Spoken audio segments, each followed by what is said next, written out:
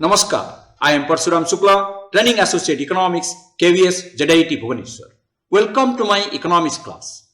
Today, I will be discussing the first video lesson of Government Budget and Economy, that is Unit 4 of Class 12 Macroeconomics. So today, I will be discussing Chapter 1, Government Budget, Meaning, Objectives and Components, Classification of Receipts and Classification of Expenditure of this Unit 4 Government Budget and the Economy. The content to be covered in this video lesson: Government Budget, Meaning, Objectives and Components, Classification of Receipts, Revenue Receipts and Capital Receipts, Classification of Expenditure, Revenue Expenditure and Capital Expenditure. The learning objectives: at the end of this video lesson, you will be able to state the meaning of Government Budget, state the objectives of Government Budget, state the components of Government Budget, able to classify receipts as revenue receipts and capital receipts, able to classify expenditure as revenue expenditure and capital expenditure. As you know, in the modern world, every government aims at maximizing the welfare of its country. It requires a number of infrastructural, economic and welfare activities. All these activities require huge expenditure to be incurred. This requires appropriate planning and policy of the government. The solution to all these problems is budget. A budget is a document containing detailed programs and policies of action for the given fiscal year by the government. Meaning of government budget: Government budget is an annual statement showing item-wise estimates of receipts and expenditure during a fiscal year. The receipts and expenditures shown in the budget are not the actual figures but the estimated values for the coming fiscal year. Fiscal year is taken from 1st April to 31st March. Important points of government budget: budget is prepared by government at all levels, that is central government, state government and local government. All these governments prepare its respective annual budget. Estimated expenditures and receipts are planned as per the objectives of the government. In India, in our country, budget is presented in the Parliament on a day as per the direction of the President of India. By convention, Finance Minister presents the annual budget of the government on the first day of February each year in the Parliament. It is required to be approved by the Parliament before it can be implemented. The budget reveals the financial performance of the government in the last year and financial policies for the coming fiscal year. Objectives of government budget: government prepares the budget for fulfilling certain objectives. These objectives are the direct outcome of government's economic, social and political policies. So the objectives to be discussed one by one. Reallocation of resources. Through the budgetary policy, government aims to reallocate resources in accordance with the economic, that is profit maximization, and social, that is public welfare priorities of the country. Government can influence allocation of resources through tax concessions or subsidies. That is, to encourage investment, government can give tax concession, subsidies, etc. to the producers. For example, government discourages the production of harmful consumption goods like liquor, cigarettes, etc. through heavy taxes and encourages the use of khadi products by providing subsidies. Directly producing goods and services. There are many non-profitable economic activities which are not undertaken by the private sector like water supply, sanitation, law and order, national defense, etc. These are called public goods. Such activities are necessarily undertaken by the government in public interest and to raise social welfare. Public goods are essential. Public goods must be provided by the government.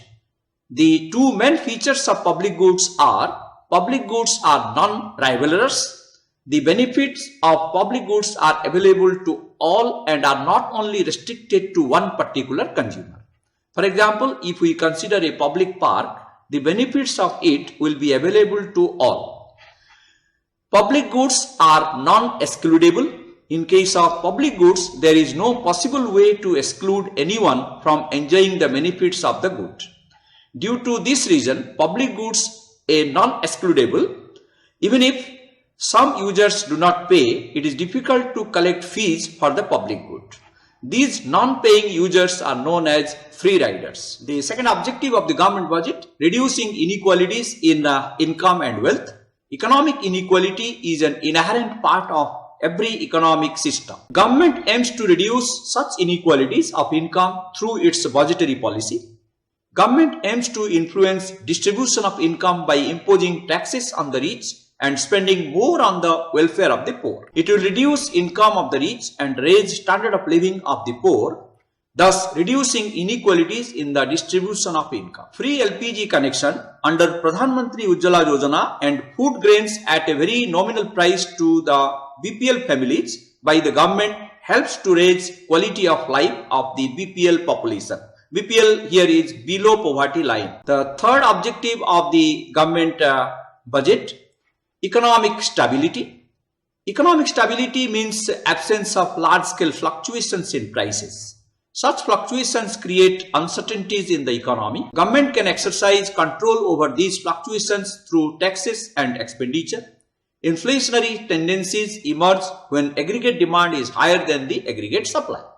Government can bring down aggregate demand by reducing its own expenditure. During deflation, government can increase its expenditure and give tax concessions and subsidies. In short, policies of surplus budget during inflation and deficit budget during deflation helps to maintain stability of prices in the economy. The fourth objective of the government budget, management of public enterprises. There are large number of public sector and industries, especially natural monopolies, which are established and managed for social welfare of the public. Budget is prepared with the objective of making various provisions for managing such enterprises and providing them financial help. Natural monopoly exists when a single firm can produce goods and services at a cost which is lower than that of many competing firms. Government operates, manages and controls natural monopolies like railways, post offices, electricity, etc. to promote public welfare. The fifth objective of the government budget is economic growth. Economic growth implies a sustainable increase in the real GDP of an economy, that is, an increase in volume of goods and services produced in an economy. Budget can be an effective tool to ensure the economic growth in a country. Number one, if the government provides tax rebates and other incentives for productive ventures and projects, it can stimulate savings and investments in an economy. Number two, spending on infrastructure of an economy enhances the production activity in different sectors of an economy. Government expenditure is a major factor that generates demand for different types of goods and services in an economy, which induces growth in private sector too. The sixth objective of the government budget, reducing regional disparities. The government budget aims to reduce regional disparities through its taxation and expenditure policy for encouraging setting up of production units in economically backward regions. The components of budget. Let us discuss the components of the budget. Revenue budget, it deals with the revenue aspect of the government budget. It explains how revenue is generated or collected by the government and how it is allocated among various expenditure heads. Revenue budget has two parts, revenue receipts and revenue expenditures. Capital budget, it deals with capital aspect of the government budget and it consists of capital receipts and capital expenditure. Note, the components of budget can also be categorized according to receipts and expenditures. On this basis, two broad components are budget receipts and budget expenditure. Budget receipts refer to the estimated money receipts of the government from all sources during a given fiscal year. Budget receipts may be further classified as revenue receipts and capital receipts. Budget receipts can be discussed in this flow chart. Revenue receipts and capital receipts, that the two components of budget receipts, and revenue receipts are classified as tax revenue and non-tax revenue. Capital receipts are classified as borrowings, recovery of loans and other receipts. Revenue receipts refer to those receipts which neither create any liability nor cause any reduction in the assets of the government. They are regular and recurring in nature and government receives them in its normal course of activities. Revenue receipts neither creates a liability nor reduces any asset. A receipt is a revenue receipt if it satisfies the following two essential conditions. The receipt must not create a liability for the government. For example, taxes levied by the government are revenue receipts as they do not create any liability. However, any amount borrowed by the government is not a revenue receipt as it causes an increase in the liability in terms of repayment of borrowings. The receipt must not cause decrease in the asset. For example, the receipts from sale of shares of a public enterprise is not a revenue receipt as it leads to a reduction in assets of the government. Sources of revenue receipts. Revenue receipts of the government are generally classified under two heads. So we can get the revenue receipts from tax revenue and non-tax revenue. These are the two sources of revenue receipts. Tax revenue refers to some total of receipts from taxes and other duties imposed by the government. Tax is a compulsory payment made by people and companies to the government without reference to any direct benefit in return. It means there are two aspects of taxes. Tax is a compulsory payment, that is, no one can refuse to pay it. Tax receipts are spent by the government for common benefit of people in the country.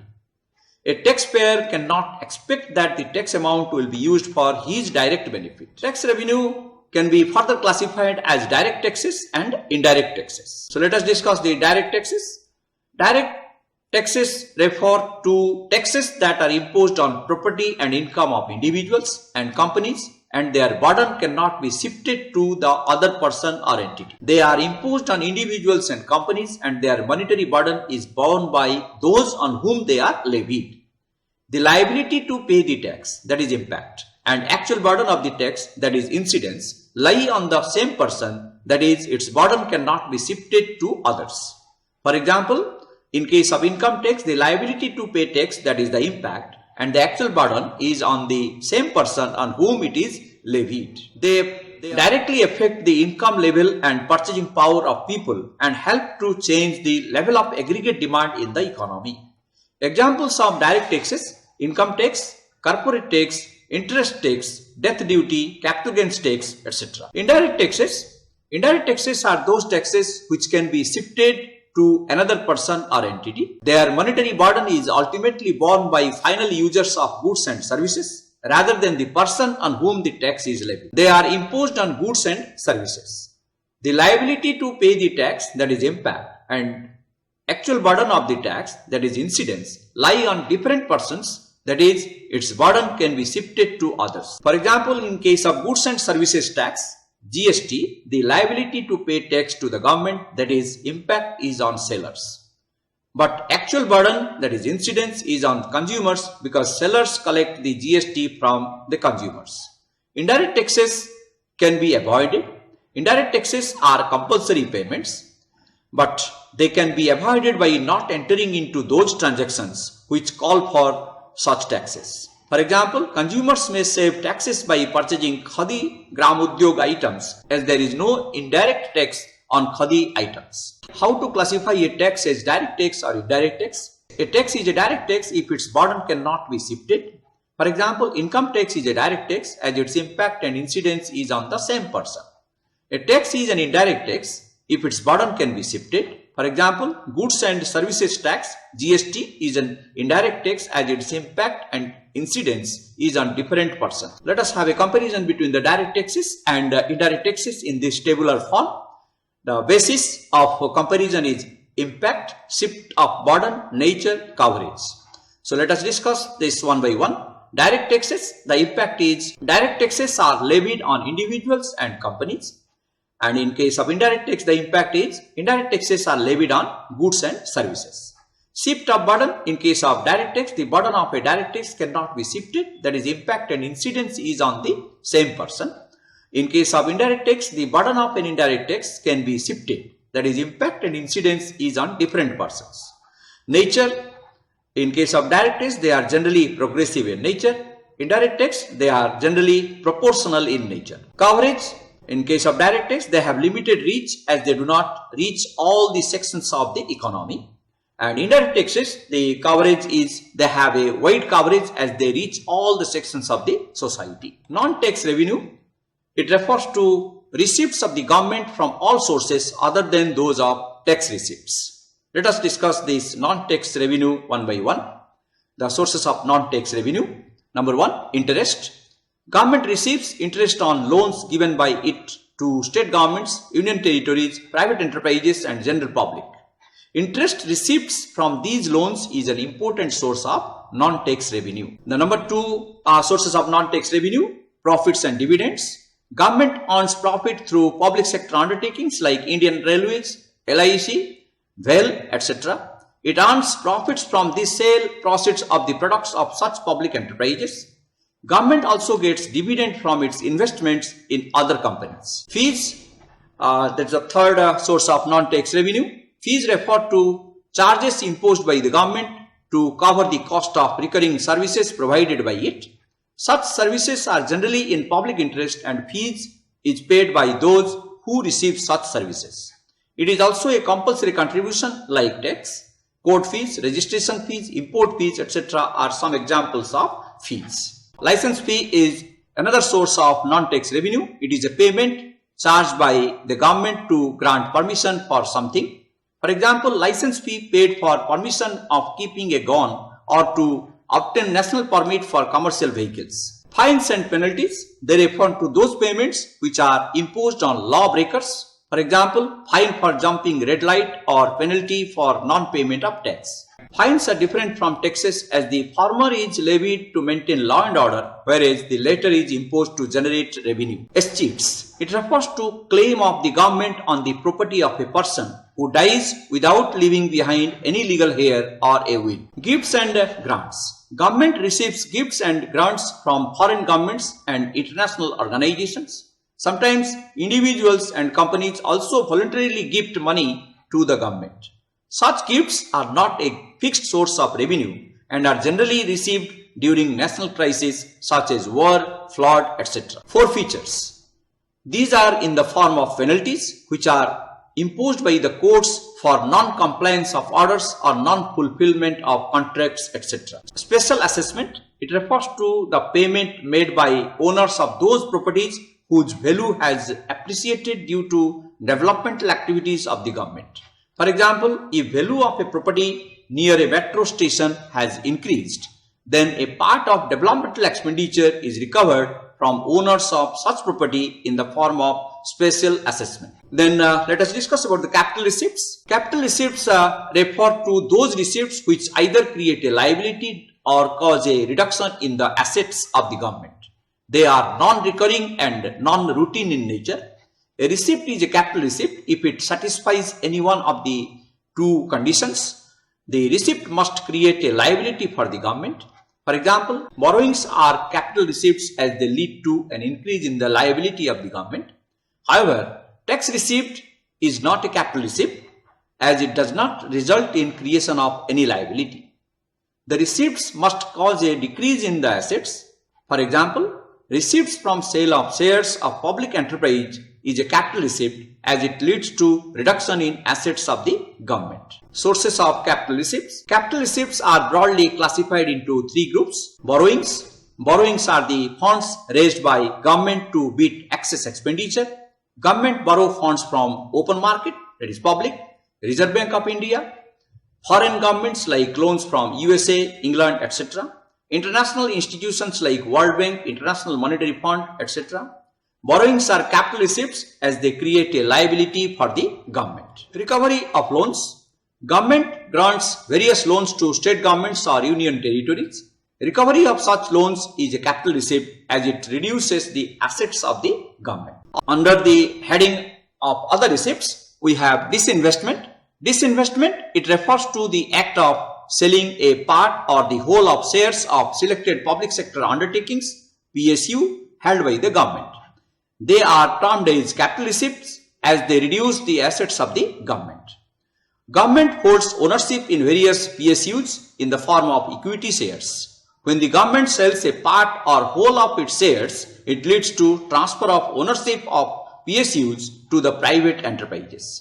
Small savings, it refers to funds raised from the public in the form of post office deposits, national savings certificates, Kisan Vikas Patras, etc. They are treated as capital receipts as they lead to an increase in liability. How to classify a receipt as revenue receipt or capital receipt? A receipt is a capital receipt if it either creates a liability or reduces an asset. A receipt is a revenue receipt if it neither creates a liability nor reduces any asset. Budget expenditure. Budget expenditure refers to the estimated expenditure of the government during a given fiscal year. The budget expenditure can be broadly categorized as revenue expenditure and capital expenditure. Revenue expenditure refers to the expenditure which neither creates any asset nor causes reduction in any liability of the government. It is recurring in nature. It is incurred on normal functioning of the government and the provisions for various services. Examples: payment of salaries, pensions, interests, expenditure on administrative services, defense services, health services, grants to state, etc. An expenditure is a revenue expenditure if it satisfies the following two essential conditions. Number one, the expenditure must not create an asset of the government. For example, payment of salaries or pension is revenue expenditure as it does not create any asset. However, the amount spent on construction of metro is not a revenue expenditure as it leads to creation of an asset. Number two, the expenditure must not cause decrease in any liability. For example, repayment of borrowings is not revenue expenditure as it leads to reduction in liability of the government. Note, it must be noted that union grants to states are treated as revenue expenditure even though some of the grants may be used for creation of assets. Capital expenditure. Capital expenditure refers to the expenditure which either creates an asset or causes a reduction in the liabilities of the government. It is non-recurring in nature. It adds to capital stock of the economy and increases its productivity through expenditure on long-period development programs like metro or flyover. Examples: loans to states and union territories, expenditure on building roads, flyovers, factories, purchase of machinery, repayment of borrowings, etc. An expenditure is a capital expenditure if it satisfies any one of the following two conditions. Number one, the expenditure must create an asset for the government. For example, construction of metro is a capital expenditure as it leads to creation of an asset. However, any amount paid as salaries is not capital expenditure as there is no increase in the assets. Number two, the expenditure must cause a decrease in the liabilities. For example, repayment of borrowings is a capital expenditure as it leads to a reduction in the liabilities of the government. Note, payment of salary, interest or pension is not a capital expenditure as it neither creates an asset nor reduces any liability for the government. Comparison between revenue expenditure and capital expenditure. We can have a comparison in this comparison between revenue expenditure and capital expenditure can be discussed in this tabular form. Basis: meaning, purpose, nature and examples. Revenue expenditure neither creates any asset nor reduces any liability of the government.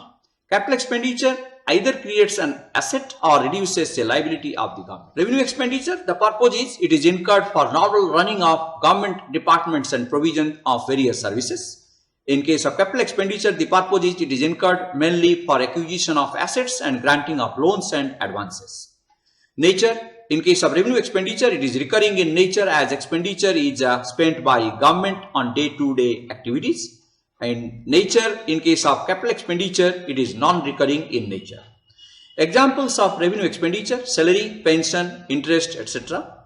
Capital expenditure: repayment of borrowings, expenditure on acquisition of capital assets, etc. How to classify expenditure as revenue or capital expenditure? An expenditure is a capital expenditure if it either creates an asset or reduces a liability. An expenditure is revenue expenditure if it neither creates any asset nor reduces any liability. Types of budget. The difference between government receipts and government expenditure may be surplus or deficit, as the case may be. In this sense, there can be three types of budgets. Balanced budgets. Government budget is said to be a balanced budget if estimated government receipts are equal to the estimated government expenditure. Surplus budget: if estimated government receipts are more than the estimated government expenditure, then the budget is termed as surplus budget. Deficit budget: if estimated government receipts are less than the estimated government expenditure, then the budget is termed as deficit budget. Let us discuss an worksheet to test your memory. Identify the following as revenue receipt and capital receipts. Give reasons for your statement. Loans recovered from public sector enterprises, license and court fees received by the government in the year 2019-20, So you have to read out all these statements and identify which statement is receipt, that means revenue receipt, and which statement is capital receipt. So let us see sale of, okay, you read it out.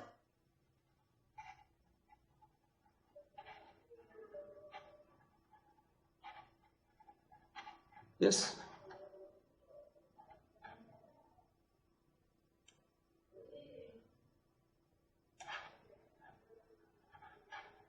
Yes, go through it.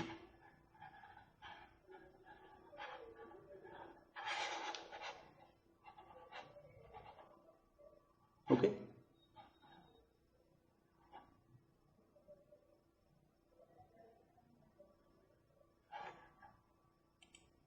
Let us see the answer. What is the first statement? Loans recovered from public sector enterprise. It is a capital receipt as it reduces asset of the government. Then number 2, license and court fees received by the government in the year 2019-20. It is revenue receipt as it neither creates any liability nor reduces any asset of the government. Number 3, loans taken from USA for the infrastructural developments. It is a capital receipt as it creates liability for the government. Number 4, sales of shares of a public sector undertakings to a private company Y Limited. That is a private company Y Limited. It is a capital receipt as it reduces asset of the government. Then number 5, financial help from multinational corporation for victims in a flood affected area. It is a revenue receipt as it neither creates any liability nor reduces any asset of the government. Then number 6, amount borrowed from Japan for construction of metro. Amount borrowed from Japan for construction of metro, that is number 6. It is a capital receipt as it creates liability for the government. Then number 7, dividends paid to government by the State Bank of India. It is revenue receipt as it neither creates any liability nor reduces any asset of the government. Then number 8, funds raised from public in the form of national savings certificates. It is capital receipt as it creates liability for the government. Then number 9, sale of shares, sale of 40% shares of public sector undertakings to a private enterprise. It is a capital receipt as it reduces asset of the government. Then number 10, profits of LIC, a public enterprise. Profits of LIC. It is revenue receipt as it neither creates any liability nor reduces any asset of the government. Number 11, borrowings from International Monetary Fund. So it is a capital receipt as it creates liability for the government. I hope you might have checked your answer and understanding level, how much you have understood to classify the revenue receipt and capital receipt. So as usual, some assignment for you. So let us see the assignment. Define government budget. State any one objective of a government budget. Explain the allocation of resources, objective of government budget. Define tax revenue. What are the two kinds of tax revenue? Give 2 examples of each. Distinguish between revenue receipts and capital receipts. Explain any one objective of government budget. What is beat by non-tax revenue? Explain the different sources of non-tax revenue. So I have given 1 mark question, 3 mark question, 4 marks question and 6 marks question. These are the pattern in which questions are asked in the board exam. See you all in my next video on measures of government deficit. This will be coming very soon. Please give your feedback to my mail ID parsuram.shukla@gmail.com. WhatsApp number 9938649454. I hope you are benefited by these educational videos. So kindly like, share and subscribe so that next videos reach you immediately. Thank you for watching my video. See you next in my next video. Thank you.